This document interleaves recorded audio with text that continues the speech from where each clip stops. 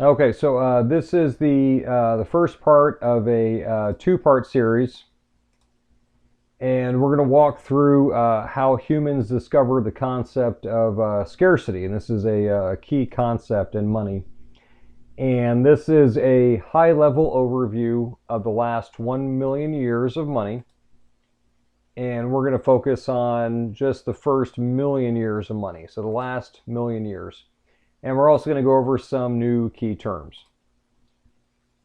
So the first step that humans took with money, originally we had energy exchange and just simple barter, but then we had this ability to think abstractly, to think critically. That ability came about, and we started looking at the limitations here when it comes to barter. So, for example, if I have one cattle and I want one chicken, how do I divide up the cattle? You pretty quickly reach some limitations of using barter as a solution. So our first step, our first, I guess, after we thought critically, our first solution to exchange was to use these items such as salt, eggs, wheat, and cattle. And if you compare these two, the difference is the cattle, salt, eggs, and wheat do better at these properties. And this also gives you an idea of how we first understood the problem of exchange. And we discovered essentially that exchange was easier if we had some kind of intermediary. If we had an item that had these properties, we could keep this item because it can hold value over time. We could keep this item, and then we could give it to someone else in exchange. Maybe the next day, maybe a little bit later. This item was easy to divide up. It was easy to transport. So we could do that, and then in exchange for whatever it was we wanted. So let's take a closer look at wheat and salt.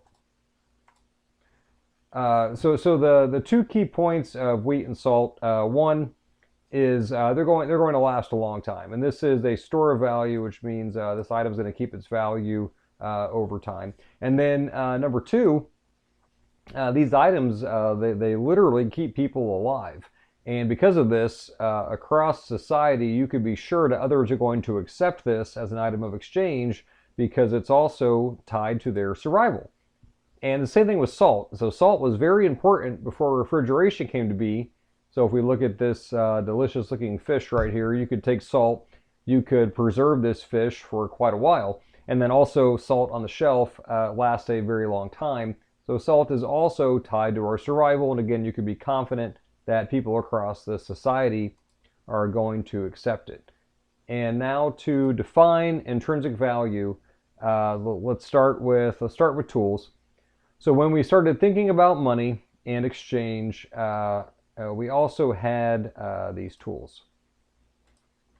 And remember that we're in the Stone Age still, so this is going to be these tools have just stone and wood.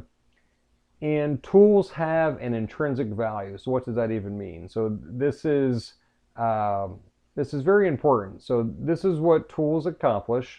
And if you look at these items and then you consider the fact that these tools are still tied to our survival.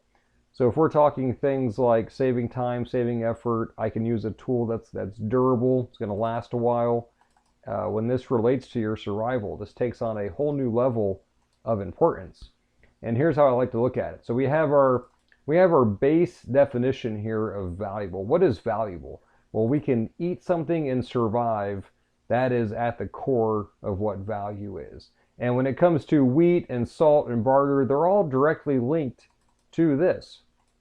But when we start talking about tools, we're now a couple of steps away. So you have a bow and arrow, you're going to save a huge amount of time, and it's going to allow you to hunt, get the food you need, and going to allow you to eat that food and survive.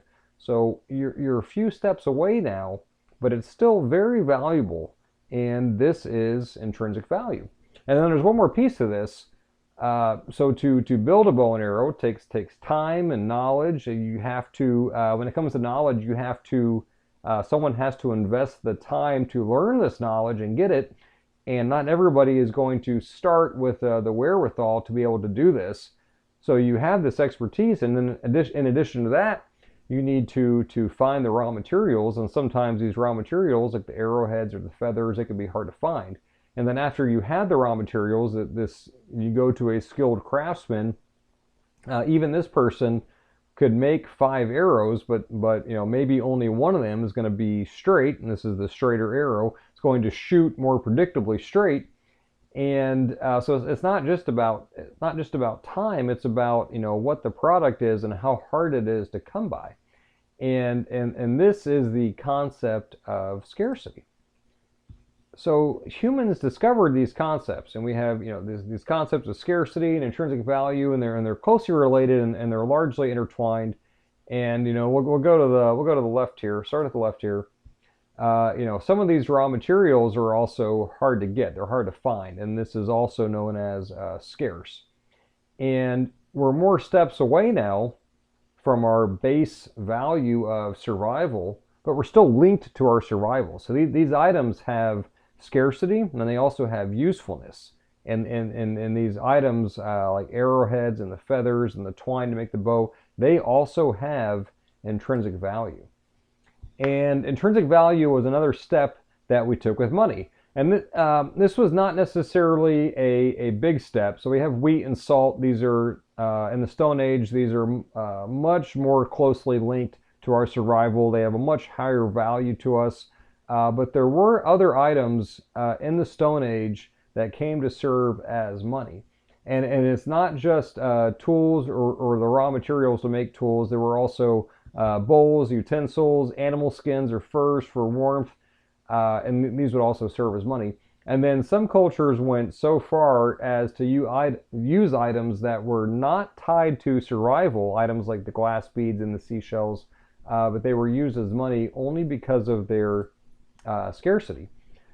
So at least to some extent, we had applied this new concept to money.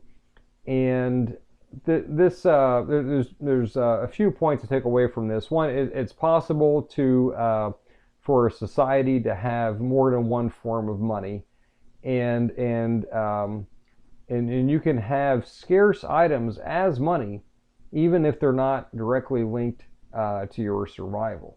And again, we're still talking the Stone Age here. We're still talking very small communities. And now to define store of value, or something that keeps its value over time.